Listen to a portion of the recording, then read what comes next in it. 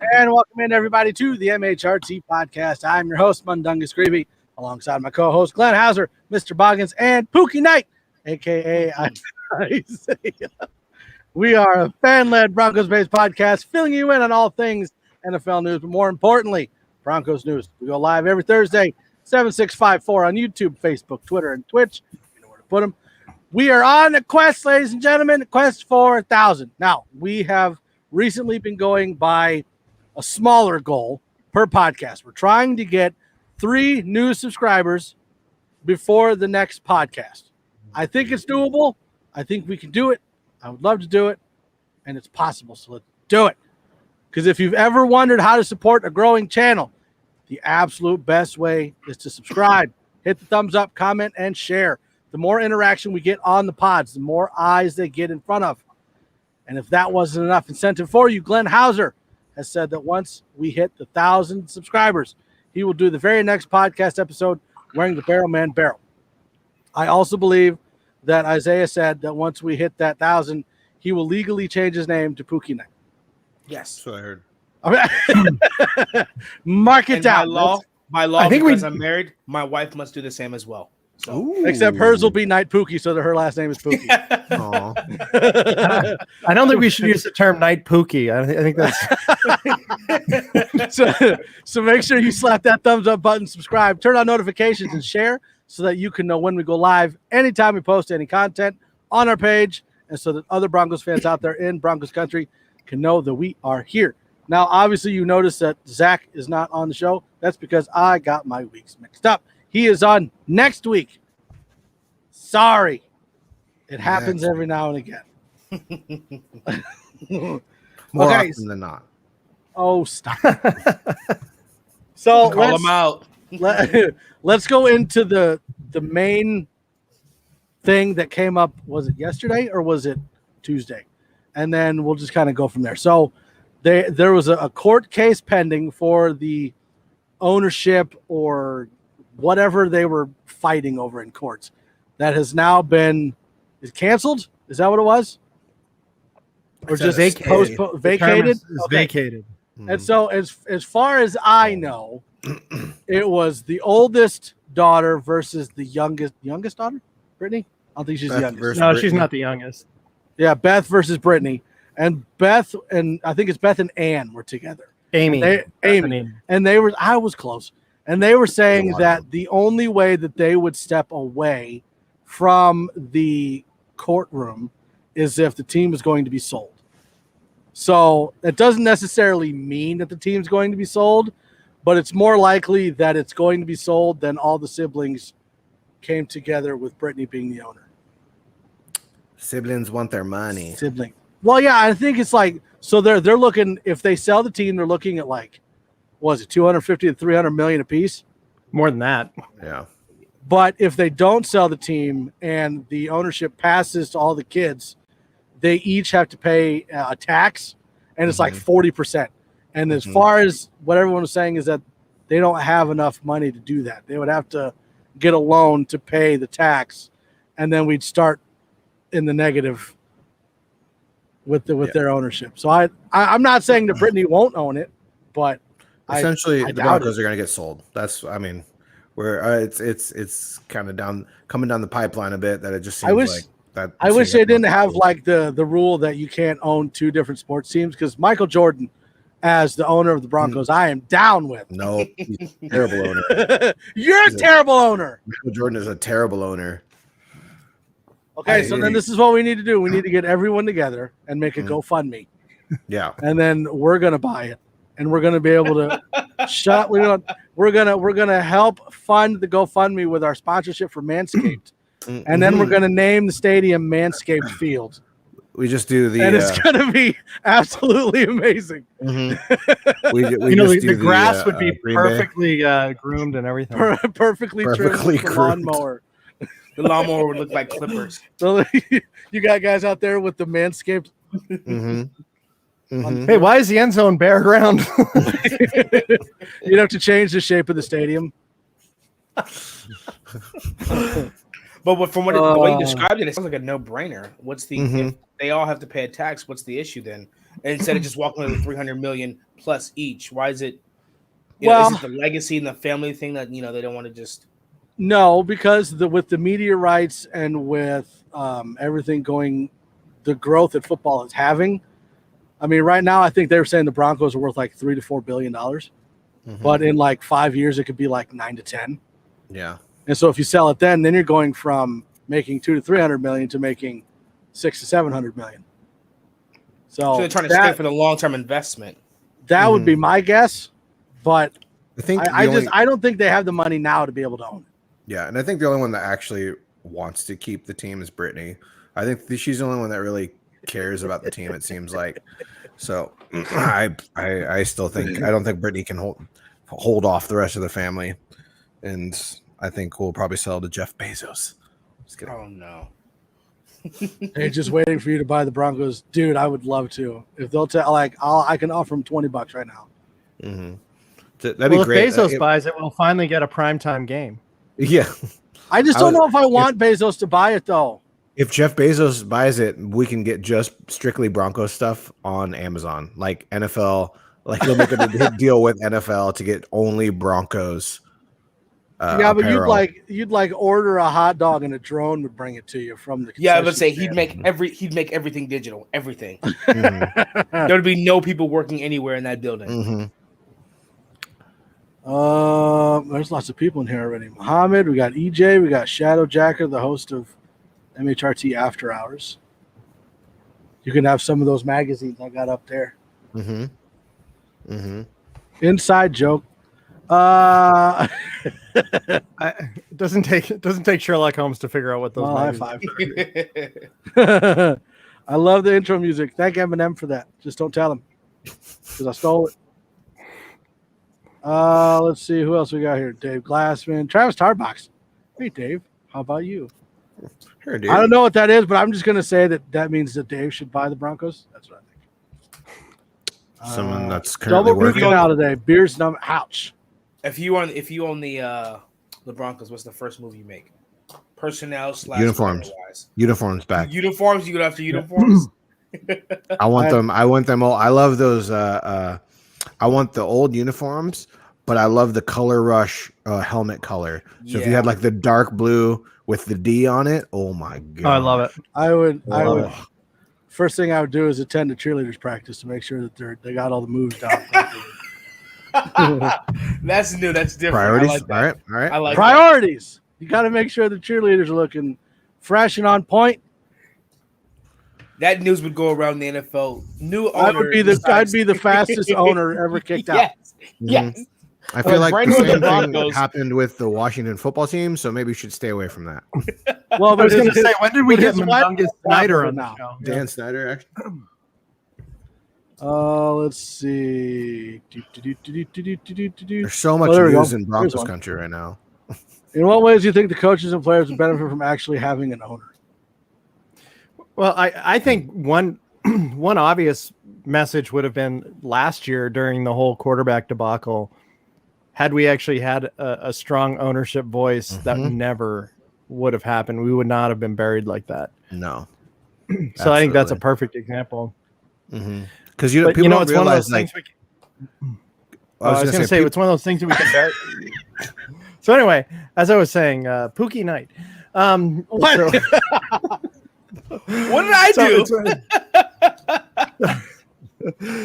So it's one of those things that we can bellyache how we got wronged, but that loss helped us get the number 9 pick. So in retrospect, I'm not too broken up about it, but I do think that an owner definitely would have stood in the way versus a trust. And what kind of legs do Joe Ellis and John Elway have when they're not actually ownership? And people forget, like, essentially the owners of each team are kind of Goodell's boss, and so like someone to actually push Goodell to do certain things like that, or to get more primetime games, or like to push Broncos. I mean, we have a huge fan base. We cover quite a few different states. So I mean, I feel like it's a huge market, and that people just don't take advantage of enough, and we have no ownership to currently do. We haven't. I mean, even Pat, when he was still alive, didn't the last, few years. Because he wasn't all there for quite a while, so we haven't had like a dominant owner in a while to be able to really look after the Broncos and push the franchise forward. Well, and if you're really wanting like that owner that's got the power and can basically overpower any other owner, there really is only one person that can do that. Jesus. And you're well, okay, two. You'd be looking at Bezos because he's the richest guy in the world. He owns Amazon. So tell me how Jerry Jones pipes up and Bezos is like, hey, sit down. Yeah. I do worry about him like actually caring about the football team. That's for sure. I was mainly joking about Bezos, but but Amazon just picked up those cool to see what those NFL games on Amazon Prime though, right? Yeah, for monetary purposes, is Bezos even a football fan? I don't know. He's been in many talks about wanting to buy a football team, but that's just because he's got the money to do it. Yeah, when you do that, you just buy random stuff. Oh, $7 billion there. Yeah, he probably real quick. Pulled out of a hat. He was like, "What am I going to buy today? Oh, a football team." Okay. Hey, get the stash out of the shoebox in the closet. He's like, "Yeah, call the guys. Call my people. Call your people." He was only able to get the exclusive rights for Thursday Night Football, so that was kind of a letdown. He got the exclusive rights to Thursday Night Football. Yeah, it's on Amazon Prime now. Yeah, you have to have some type of pull to do that. Well, yeah, but like. It's Thursday Night Football, that just Thursday Night Football. Bezos could literally buy the NFL. Mm-hmm. Yeah, he's trying to monopolize TV. Oh my gosh. Bob Skinner having them play with no QB. What the hell was that? I honestly think that was probably the catalyst for where we are right now with them vacating the court. Because you can't have that. That's just dumb. Having us play without a quarterback is stupid. Weren't we told that? I thought last year we were told that sometime around July this year we were going to have a new owner. Is that no? That's when the trial was. Yeah, that was when the trial was, so we could figure out what the next step was. Oh, okay. July 12th. But now there's not going to be one, so they were saying within the next couple of weeks we should find out what that means, whether it's they're selling it or because I'm guessing even if they sell it, it's going to take until next season until someone buys it. That's sad though to me. That's like even if they do sell it and then the Bowlens family kind of has like a division or a stumbling block within them. I don't know if Brittany will talk to the rest of the family after that because she's forced to make a decision she doesn't want to do. That just sucks for the Bowlens family. If Bezos becomes the owner, anytime the league threatens to punish the team, he will take care of it by threatening the Prime account. Ooh, right? He's going to cancel all hey, orders. You want to do what now? You're banned from Amazon. No more Amazon for you. Then you just jump on other people's Amazon accounts like everyone does. Yeah. Screw you, Bezos. Dave Glassman, did Rodgers opt out yet? Close of business tomorrow? Opt out? Nothing yet. Opt out of the season? Yeah, because you have the option to opt out of the season, but you won't get paid like you did last time. As far as I know, no. Fined. Oh, you mean opt out as in like COVID opt out? Yeah, like a COVID opt out. Okay. Like you can do it again this year, you just don't get paid for it. Oh, okay. I don't believe so. No, you don't get paid. I don't think you will. I don't either. That'd be smart though. So yeah, he's older.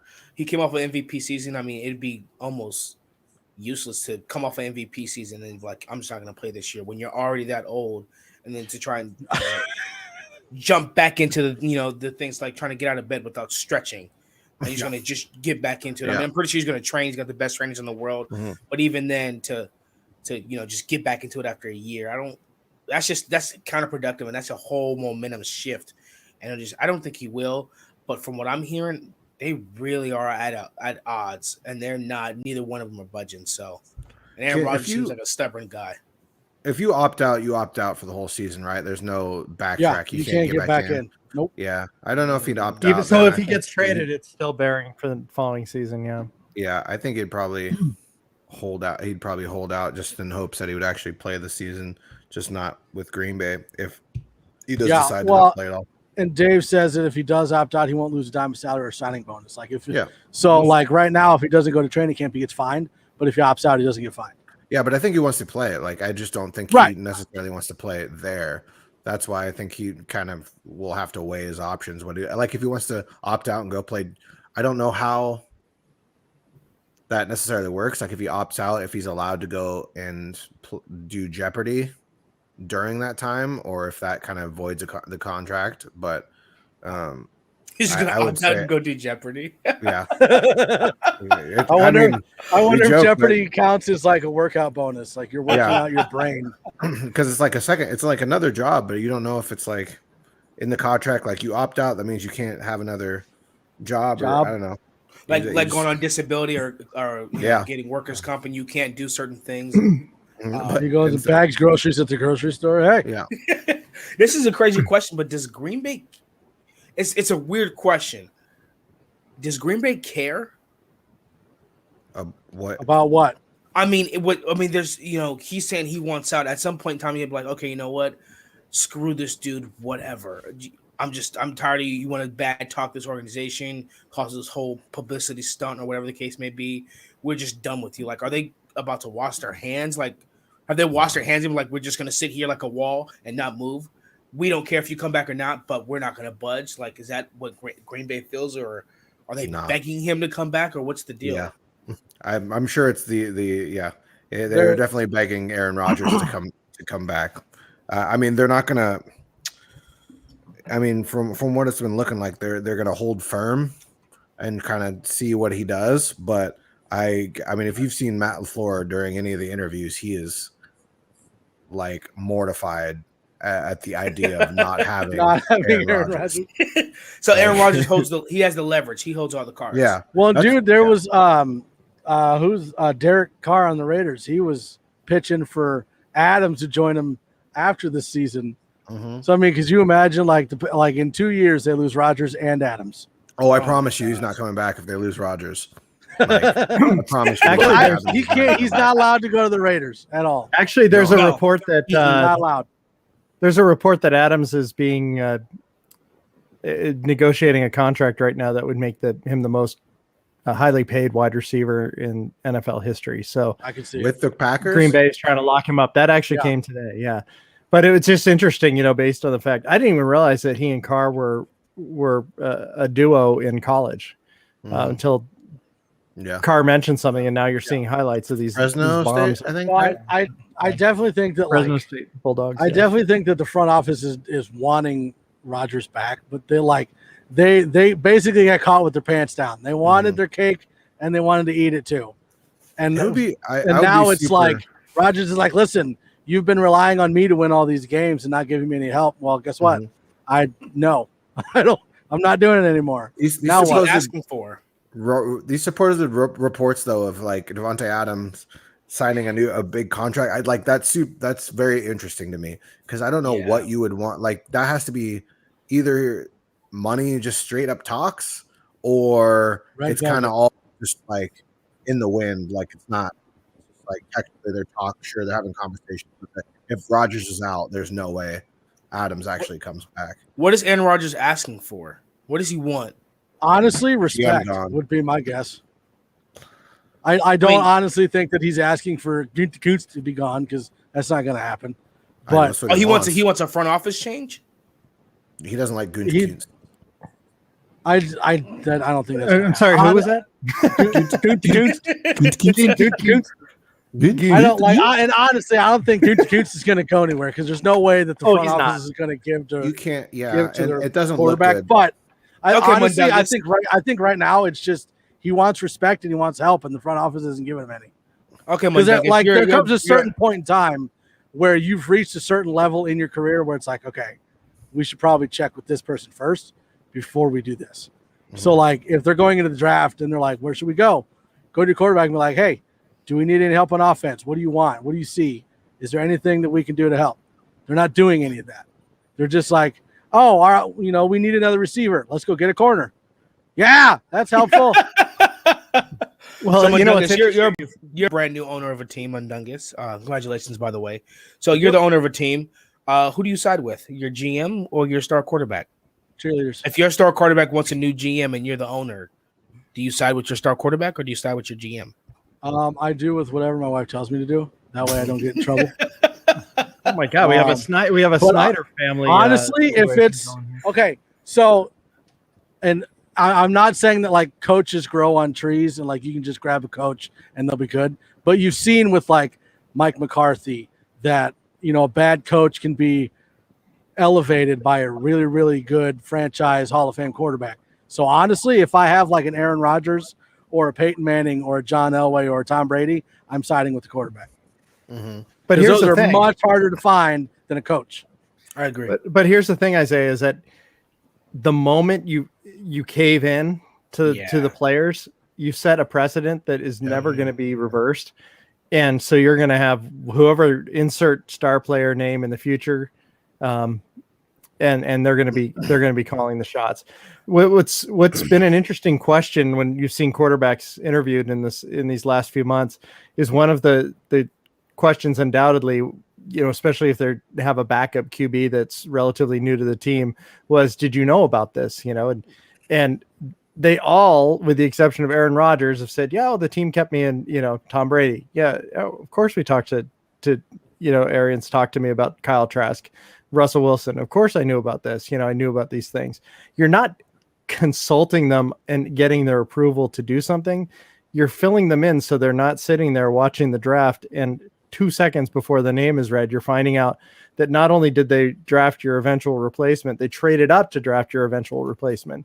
You know, when it just, and I've made this point before, but the Broncos even sought out Drew Lock to tell him that Teddy Bridgewater was going to be, they were going to be consummating a trade for Teddy. Dude, like, the Bears filled in Dalton on drafting Fields. Like, you can let Dalton know, but you can't let Aaron Rodgers know.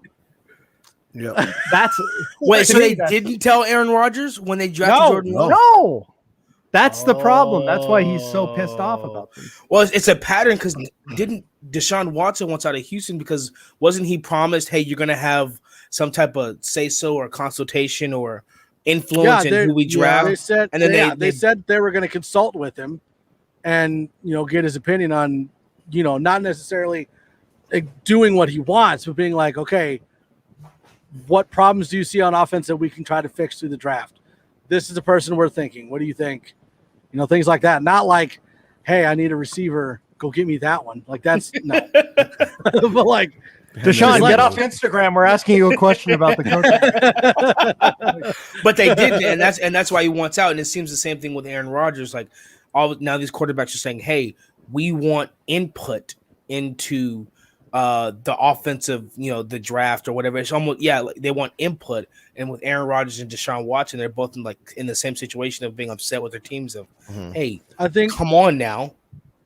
The best way that I heard it said was, I want to say it was an ex NFL quarterback, but he's like, listen. We're not saying that the quarterbacks get to choose who they play with, but who on the field knows more about what isn't happening and what is happening than the quarterback. Right. So if you go to your franchise star quarterback and be like, hey, what are we missing on offense? And they can be like, well, this is a problem that I continue to see and it doesn't seem to be getting fixed. This is what I think could help that. They could be like, oh, okay. Well, this is that kind of player that fits that. Maybe we should do that. You know, not necessarily ask them what player to get, but what holes they're seeing that need to be fixed. And it makes sense. Do you think Peyton Manning or John Elway had input? I'm probably, and they could have if they wanted to. I doubt that Elway had. I don't know if they did that back then. I don't know. Manning could have. Well, plus it didn't like. I think Pat McAfee was telling the story about Austin Collie or something like that. It was like he was from BYU. Like, yeah, like he was. He missed something and was late to the huddle, and Manning was like, "Don't ever come on this field again. I'm never playing with him again." And the coach was like, "All right." I mean, there comes a point where the quarterback says something, you're like, "Okay, all right." Well, how about when Peyton would say we need the game plan a day before, and then they made the coaching staff put the game plan together a day before they usually present it to the team. Yep. Why? Because it's Peyton. Just he wanted more time to prepare. It was all about preparation for that. Preparation H. That's what we're looking for. Okay, there we go. Right. Why did he do that? because it's Peyton Manning. Oh. But Rodgers is definitely top 10 all time, perhaps top five. And top 5. And Yeah. he's not getting told Jordan Love. Are you kidding me? Yeah. Yeah, that's very disrespectful. And then they just even doubled down, the other day when they were talking about the story, and I'm drawing a total blank as to the word that they used, complicated or troubled, or what was it? Difficult. Whatever word they used to describe him. I think complicated. A complicated fella. That's what it was. Yeah. Yeah. What message are they sending to him? What are they trying to say to him? Are they doing this intentionally, unintentionally? Are they? They're trying to make him look bad to the fan base. He just won MVP. Well, right, but okay. So they're So there's like 2-3 different kind of quarterbacks. There's the quarterbacks that are on a team where the roster around him is amazing, and it doesn't matter how the quarterback plays, he's going to be good. And then there's a quarterback who doesn't have the greatest roster around him, but he makes it look really good because he's that good. Aaron Rodgers is that type of quarterback. Mm-hmm. He can make it doesn't matter who the roster is, he's going to make them look good because they play better with him. So if you lose Rodgers and throw in Love, you don't have the same Packers team. Okay, I agree. And everyone focused on the player that the Packers cut after Rodgers praised him, and the next day they cut him. But it was just the idea that it's just one thing after another. These signs of disrespect. It sounds like they absolutely do not like him, do not care for him, and do not want him. Well, and everyone's like, "Oh, he's a diva." Man, he's going into the Hall of Fame. I'd be a diva too. Yeah, I want what I want. Leave me alone. You live in Nebraska and you're a diva. That's right. Okay, so next bit of business, Demaryius Thomas. He is officially retired as a Bronco. I believe they signed him to that one-day contract, and he is officially retired as a Denver Bronco. Yeah, it was cool to see the video of all the people congratulating him and talking about his career and Peyton, and then seeing his reaction to Peyton's video and just getting kind of choked up about it.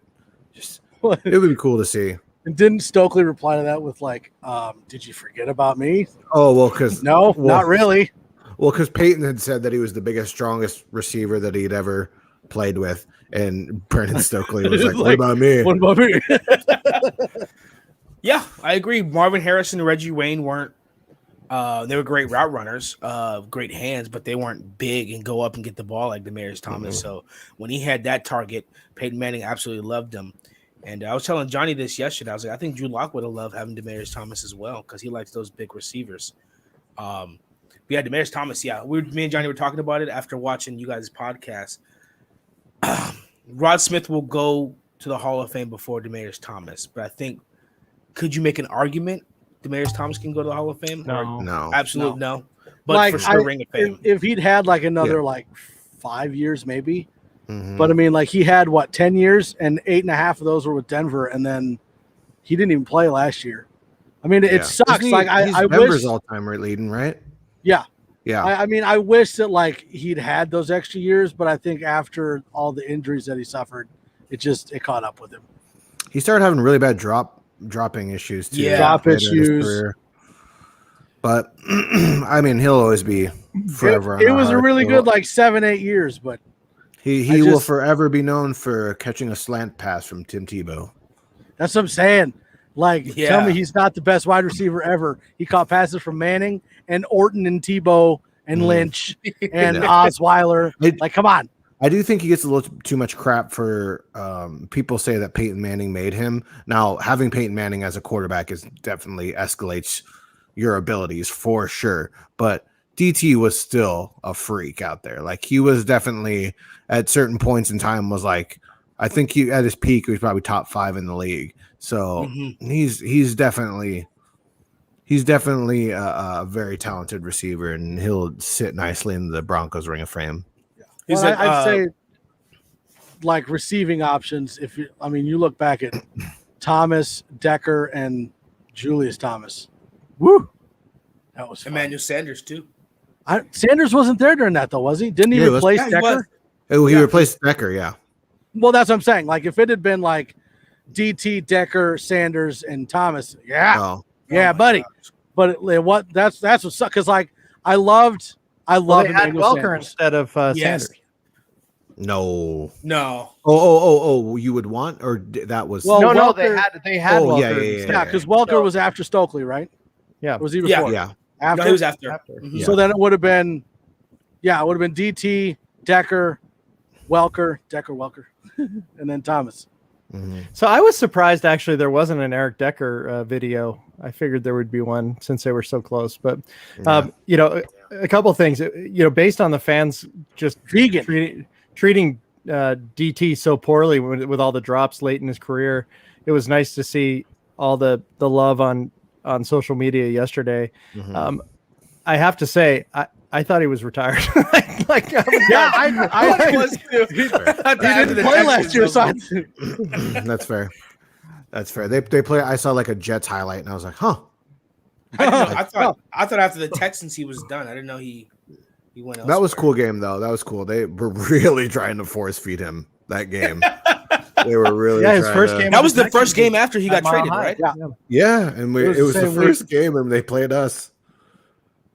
It didn't go well, but it's like he had a couple moments. It's like when Paxton was with the Seahawks and played us during a preseason game and had like a decent game against like our third and fourth string, and everyone was like, "See, we should have kept Paxton." You think Emmanuel Sanders is a Ring of Fame? Yeah, I would think so. Well, not Wes Welker. No, not Wes Welker. No. I don't think he was here. He was here long enough. But that crew that we had the best offense of all time, and we didn't even have Emmanuel Sanders. I think it was the first time 5 receivers on one team had a minimum of 10 touchdowns. It wasn't 5 receivers. It was 3 receivers, a tight end, and no Sean. mm-hmm. Yeah, that's still incredible. Oh, Sean Moreno. No Yeah. show Moreno. Ooh. Oh, the waterworks. I still love that meme of Maybe him crying waterworks. on the sidelines. Yeah, That was ridiculous. I've never seen nobody cry. Wasn't that before. Super Bowl during the national? No, anthem? Super Is that Bowl. when that was? was it the 50, Super Bowl yeah. or the Super Bowl 50? division? Okay, It was one of the No, it might have been the one where Brock Osweiler played against the Patriots. Johnny I did think the that same was thing him. when he got his beard slammed in the door. But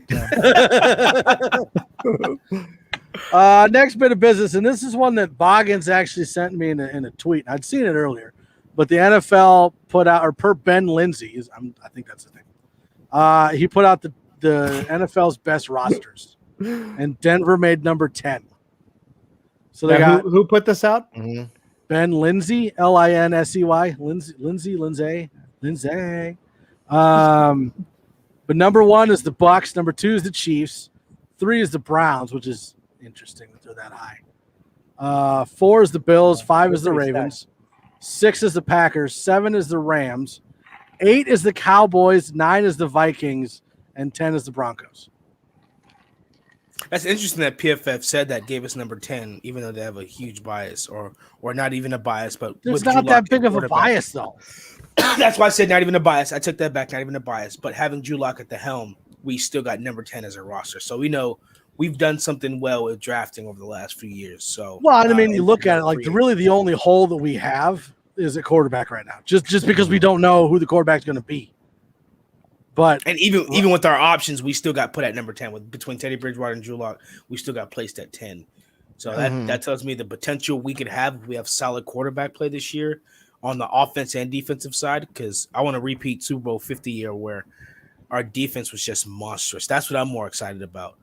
I think 6 through 10 is pretty debatable. I think I see you putting that up there. Do you want me to put it on the screen? Because you keep flipping back and forth, and I don't want people to see your Twitch stuff. So there's nothing on Twitter. Hey, you never know. It's nothing. What? I'm a good boy. Yeah, mm-hmm. I think I definitely think we should be on the list. I don't know if we should be below the Vikings and the Cowboys. Well, how about the Packers? Yeah, the Packers I are thought more about that weird to too. me. I thought about that too. I could see that. I could. Well, and I'm betting they fall out of that top 10 without Rodgers on the team. Yeah, I mean, immediately. I think top 20. Maybe they go to like 25. I think what bumps the Packers up is they potentially have Aaron like Rodgers. no, but they have like in multiple spots, like not a crazy amount of spots. They have top 3 positional and like Jair Alexander and the cornerback.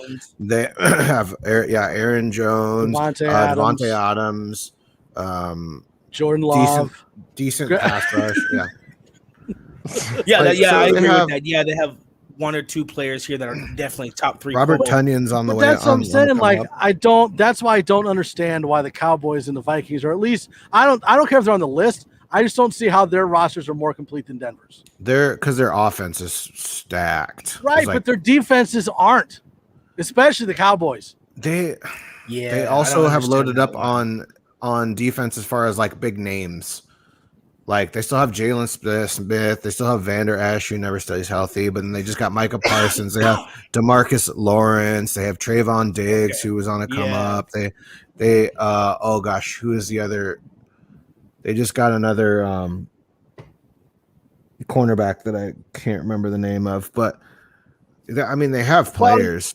And that's what makes me wonder if the reason why Denver's 10 is because of the quarterback question. Because I think if you compare, you take the quarterback out of it and compare offense and defense of the Broncos to the Cowboys or the Vikings or both, they don't beat us as far as roster goes. If you put Aaron Rodgers on this roster, we're number 1. It's not even a question. But I'd say number 3. I'd say number 3. I'd say 2. How? I think the Bucs have a more complete. The Bucs bringing back all their players, offense and defensive. Okay. I could put us. I honestly say that. The Chiefs, though, I'd put us above the Chiefs. I'd put us at number 2. The Chiefs roster is very overrated. Like you have, don't get me wrong. Don't get me wrong. You have like not like a bias thing. You have obviously Patrick Mahomes, Kelsey, and Tyreek. Yeah. That offensive line. They just get Orlando Ben, Tooney. Well, we'll have to see how the offensive line is. Offensive line is how they better. gel together. Mm-hmm. I'm not too impressed by the running back position. They have nothing at linebacker. They have essentially nothing at cornerback. Their safeties, their safeties are getting better. Or their safeties between Snead and Matteo are good. And then Chris Jones. And Frank Clark's in prison, probably. So, but I mean, their rosters. I think that with the Chiefs, I think people are starting to, especially with the Super Bowl, starting to pick up on the Chiefs, how to defeat them, what coverages to throw at them. And like you said, that their roster's overrated. I think you're absolutely right. Because if Tyreek Hill or Travis Kelce, one of them gets injured, their offense is crippled. Their offense is crippled. That's what the Bucs were showing is like if you take away one aspect of the Chiefs' offense and just leave them with one aspect, they're not going to beat you. Yes. And so, like, if you could take away Tyreek Hill and you can take away Travis Kelce, they've got nothing. What do they got? They have absolutely nothing. If Tyreek Hill gets injured, you just double Travis Kelce. If Travis Kelce gets injured, you just double Tyreek Hill, and then you take away one thing. That's one thing that excites me about the secondary is like, you know, we got 5 to 6 corners. Go ahead, send them our way. Let's see what they can do. I dare you. You know, and then he's sending. And then we got he's gonna mess up the running back. And then we got a great pass rush. We got Bradley Chubb and Von Miller, hopefully 100% healthy, with Shelby Harris, Draymond Jones, and Mike Purcell coming back. So I mean, here's an interesting thing. I mean, here's an interesting thought I had the other day that I was listening to a podcast and they brought this up and I had never thought about that. We talk so much about our linebacking core and how we're missing on the interior of our linebacking core, but potentially we have the best inside linebacking core in our division. I've heard of the NFL. I've actually heard some people say the Broncos may have the best inside linebacking core in the NFL, the best duo. No. Don't the Raiders have a good linebacking core though? No. Or is that their safeties?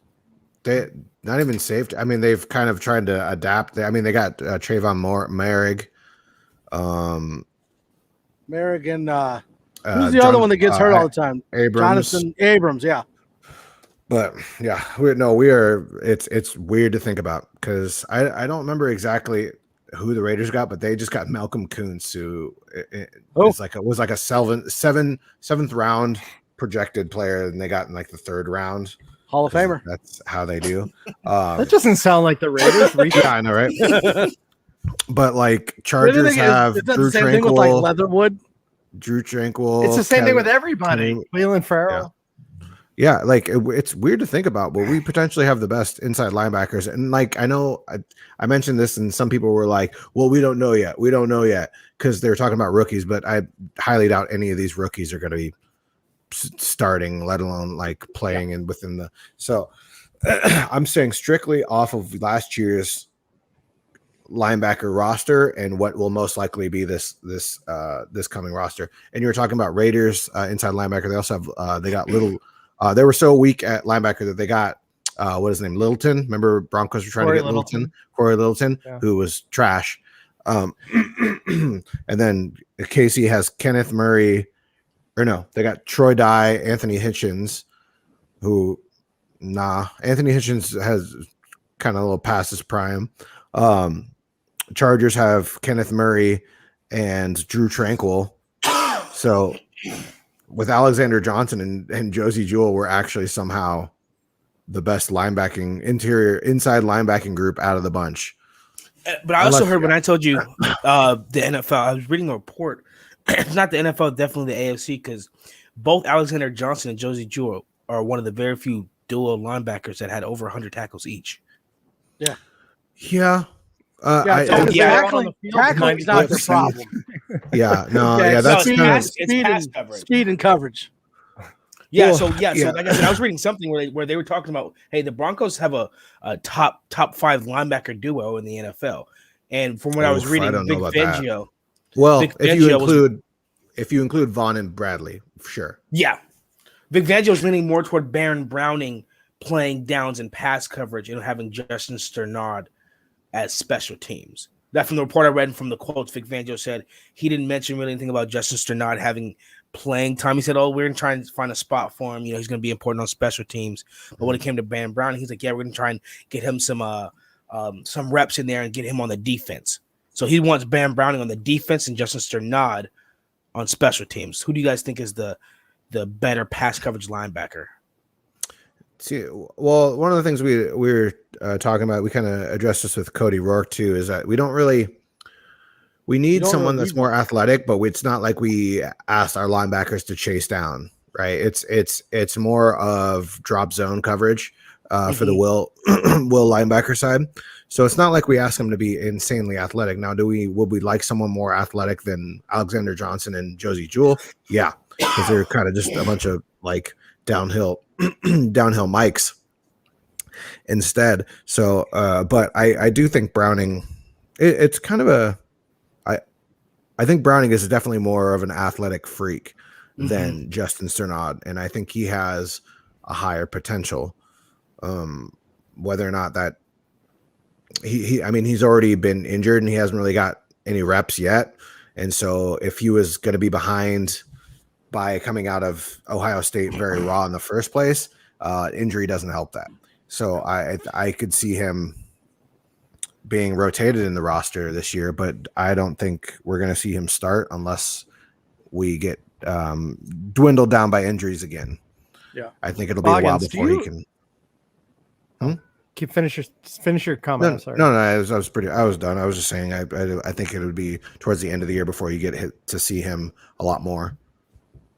I was going to ask you, do you think that Surtain is going to be covering some of these tight ends, these top tight ends, based on his size? Potentially. When you're hearing the teammates talking about how huge he is, I mean, Vaughn's like, this guy is like bigger than me. I mean, it's yeah, I could definitely see him in like a 4.25 or with the nickel and dime packages, it kind of gives you a lot more diversity to kind of move around your DBs. And so I could definitely see that being something that Fangio might play with. Absolutely. Or they just kind of stick him to the outside and just say, do your thing, big boy, and shut down that side of the field, essentially. Like they did, I mean, you look at like the Rams with Jalen Ramsey, it's just like you pay that boy that much money because he's just like lock down that side of the field, you're good. That's the same thing they essentially did. I mean, different defensive schemes, but Richard Sherman, kind of the same thing, right? They kept him on one side of the field, do your thing on that side of the field. We don't have to worry about that side of the field as much. I could see the same essentially with Patrick Surtain as well. I think he's a very multi-talented, solid player that could be used in a multitude of different ways. And I'm excited to see what Fangio is going to do with him. Yeah. So what do we do? Is it the dime or nickel? What do we do when we go up against like Kansas City and we have Travis Kelce in the slot and we have Tyreek Hill on the boundary? Do we trust Kyle Fuller to be out there on the island with Tyreek Hill and Patrick Surtain and play nickel or dime and cover Travis Kelce? Because we just need somebody that could make the seam throw to Travis Kelce that much harder and that can stick with him and isn't afraid to sacrifice his body. So do we trust Kyle Fuller on the boundary with Patrick Surtain at nickel? Yeah, Kyle Fuller is like potentially one of the best DBs in the league. I would definitely trust him out there, but I mean, it just depends on the set. But if you're a lot of the times with Tyreek Hill, they would bracket him. They would do like over the top with a safety because I mean, you can put whoever you want on Tyreek Hill. You're like if you're just running straight up man to man, it's like single high safety. You're just going to get burned. That's not even an option. And if I had to choose between getting burned over the top with Tyreek Hill or an underneath pass to Travis Kelce, I'm going to take the underneath pass to Travis Kelce all day and just use drop cover zone with my linebackers and just kind of hope to fill the space with enough time for my pass rush to get home. I mean, that's kind of all you got to. That's all you can do in that circumstance. But I think the main goal is to stop the quick score over the top, and so you're trying to shut down Tyreek Hill as much as possible. Did you guys see the interview with Justin Simmons on Good Morning Football today? I didn't. He was there again. Yeah, he was. Nice. He was on for a few minutes, and so check it out. It's on the MHRT Facebook page. Shared a link on that. But one of the things that was great was he was talking about how close he thinks the Broncos are. He's never been more excited. The best they were, was 9-7, so he's come up short. And then they made a point, and I knew that he had played all these snaps, but he's played over 3,000 straight snaps in his career. I mean, that is unbelievable, especially at a position like that. I know Richie would say, I know Richie would say it's because he doesn't tackle, but not true. None of that is true. But it's definitely a worthy listen. He sounds very excited. He talked about the continuity of all the coordinators coming back and having one more year under the systems that players are coming into it, knowing things a lot better. They didn't talk quarterback, but that was fine. But I mean, he's obviously one of my faves, and I could listen to that guy all day, and he is really jacked for this season. Well, that kind of leads into my next question involving Justin Simmons. 100 chicken-sized T-Rexes or one T-Rex-sized chicken? Dude, you got to go with the one T-Rex-sized chicken. I mean, right?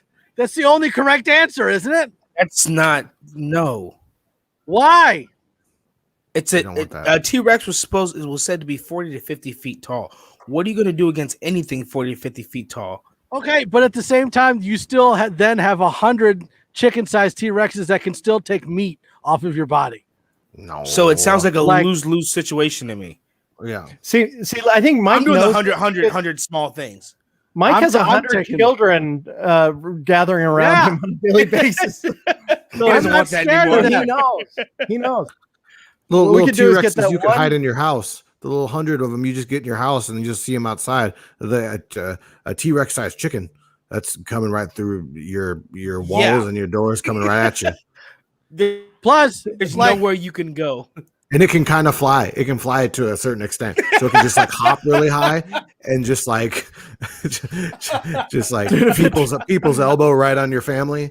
Like you don't want that. I'm just saying, like, do we have any weapons? Is it just hands and feet? Even if they're like chicken sized, they're still like 100 carnivores coming at you. But can you imagine if the T-Rex sized chicken drops an egg on you? Like you're done. Don't stand under its butt.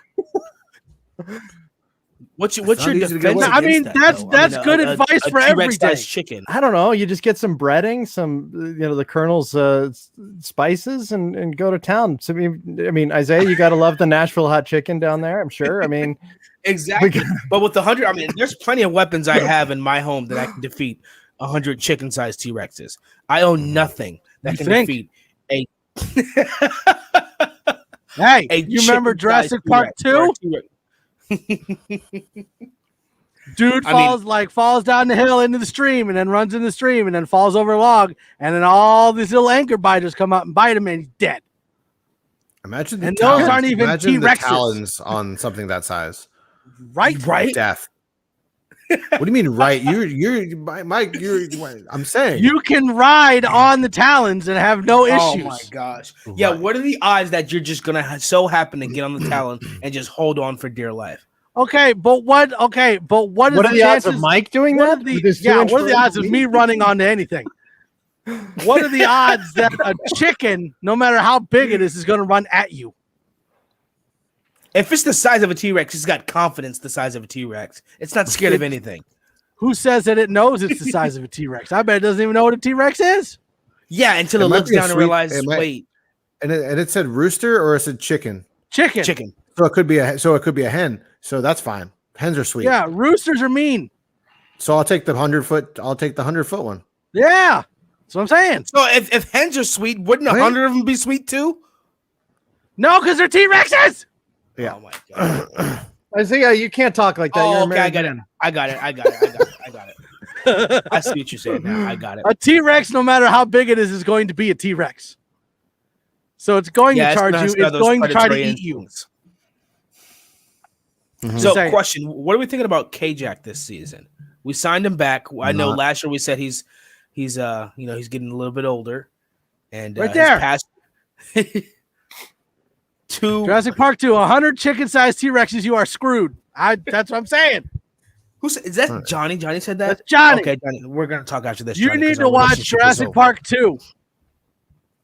Yeah, I remember that, especially with that's the one with the little girl that got lost. Yeah, those aren't even T-Rexes. Those are just little ankle biters. Yeah, and she's also a little girl with no firearms, no bats, no knives. I would destroy those T-Rexes. So pull up Johnny's bottom comment there, because I want to pick on move. Their sight is based on vision. Their sight is based on vision. Oh. Johnny, that's enough. You're done. Don't comment for the rest of it. You've used up all your words. We've had enough. Their sight's based on their eyes. How do I block Johnny? How do you block Johnny? How can you see the blinky lights? How do you see the blinky lights on your phones? Just don't make a sound. They're see Dave's with Isaiah. Dave, that's why you're the man. Yes, you just destroy those 100 T-Rex sized chickens. Destroy them. Just kick them or something. I'm just saying, like, you scream like a banshee and the chicken's going to run the other way. You scream like a banshee and the T-Rexes are going to come after you. So far I'm thinking that when that chicken grows in size, I think chickens run away because of their size. But if they grow to 40 to 50 feet, what are they running? They have nothing to run away from. You know what I'm really hoping? I'm hoping none of our future guests have decided to tune into the last 6 minutes of the show. Yeah. I'm just going to assume that Danny is like staring at us like, what are you talking about? Mm-hmm. That's very fair. I will say this though, like all of those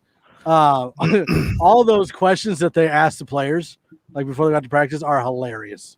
I love them. Here's another one. Which player would you not let date your sister? Kareem if Jackson. You have a sister.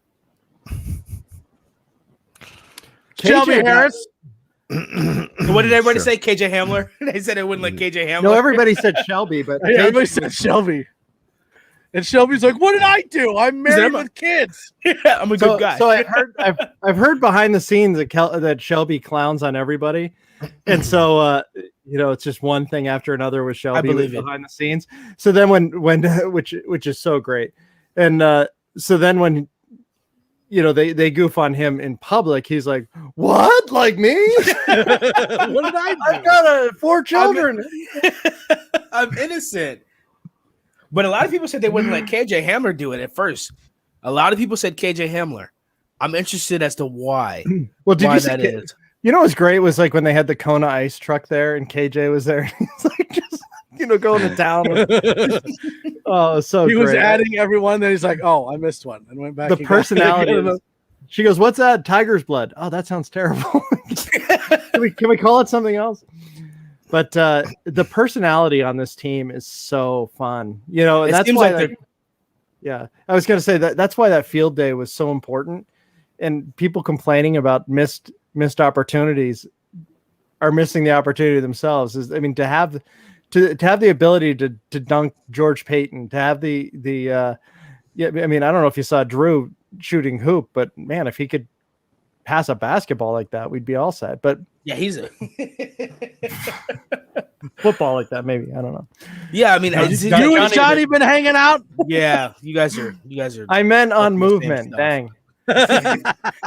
It seems like their chemistry this year is we didn't get to see it last year, because of COVID and stuff. But it seems like this year it seems like a different atmosphere. They're like there's something like they all know there's something different. Question for you guys: if you could have one drink with any person in Broncos organization, or have dinner with whatever, or invite over for dinner, who would it be? Cheerleader. Oh my gosh!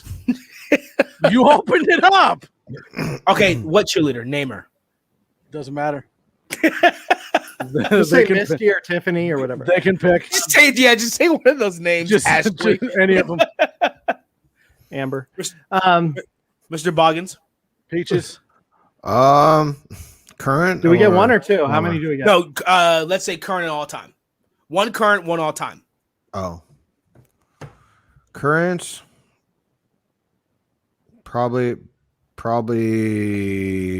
Cortland Sutton. All time. Probably Steve Atwater. He seems like a really cool guy. See, I'm gonna take two current because my table has 4 seats at it. Oh, so I'm gonna go. Well, I haven't seen a 3-person table much, but what are you sitting at the lunch counter? Current is Cortland and Simmons for me, and then obviously Steve Watson. I bang the drum for my all-time favorite former wide receiver. Oh, I guess I should have said Peyton too. Peyton. I'll put Peyton. I was gonna say Peyton. Oh, Peyton would be great. Just because one, I want to get him drunk and then just have him go over plays with me, just see if I can get it. I want to get drunk, break into the local high school, and go run routes, and have him yell at me like he did in that commercial. All time, John Mobley. It's either between Terrell Davis or I don't want not Shannon Sharp. No, he seems too arrogant for me. I don't want to sit there and listen to that all night. Probably it might be Rod Smith actually. Chad Kelly. Ooh, that'd be fun. Well, if you spilled something, you could vacuum it up for Tim you. Tebow. Nice. It'd be Peyton Manning and Tim Tebow. Oh! I thought you were gonna say Chad Kelly and Tim Tebow. Oof. Oof. That turned into an intervention real quick. Actually, yeah, Tim Tebow. Yeah, for really? Sure. Ew. Yeah. Right. That's for me personally. Yeah, I'd love to sit down and talk to Tim Tebow. But I want to get Peyton Manning drunk and go run routes. So, Mike, while you're thinking, I was at a friend's house. We went to Colorado last week, and my friend's son goes to the same school as Peyton's kids, and so Peyton goes to every event, and so they have an MVP dads night every month, and Peyton goes every month, and it's down to like 10 dads, and it's my buddy and Peyton are amongst the. And so you stand up and you say what you're proud of your kids, and he was telling some great stories. But like the guy is super involved. And all the dads are just like, in complete awe that Peyton Manning is just such a regular dude. It's pretty cool. Yeah, that is pretty cool. Me and John Elway are from the same city in California. I used to play football. Granada Hills? Yeah, Granada Hills. Mm-hmm. The stadium, Granada Hills High School, where he went to, they named it John Elway Stadium. When I was little, I didn't know who that was, and as I got older, I was like, holy crap! Yeah, it's renamed John Elway Stadium in Granada Hills, California. You know what's nice is they named the snack bar Isaiah Townsend Snack Bar, which is nice. I think it would have to. It'd have to be Shelby Harris. Like the amount of one-liners coming out of that table would be amazing. Fair. Yeah, that would be fun. That's a good choice. There's so many good ones, dude. Who's your other one? All time you got two. You put Maurice Claret. Thank you, EJ. She's a pretty cute Broncos cheerleader. I'm about to look her up now. EJ's wife walks in. He's like, why does he type that? I'm trying to help Mundungus out. I'm just backing up a friend. What's a Mundungus? Yeah, and the amount of food eaten, right? I was like, that's Mundungus. Yeah, there's no I in there, Johnny. Can that be your new name? If you're gonna put Pookie Knight for me, you have to put Mundingus from now on. If he's putting Mundingus, I'm putting Johnny Buttkey.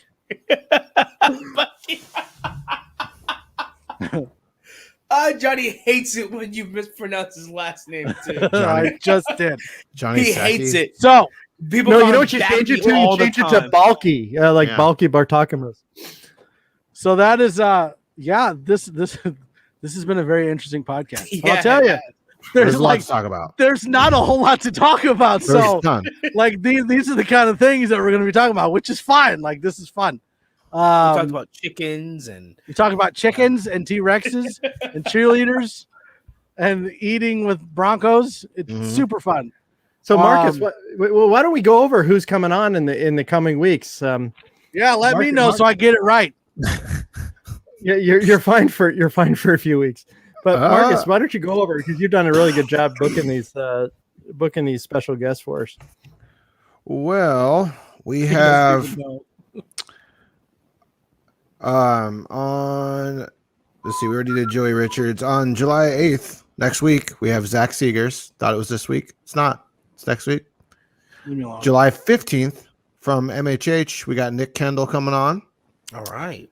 On July 22nd, we have Mario Fatanzi coming on.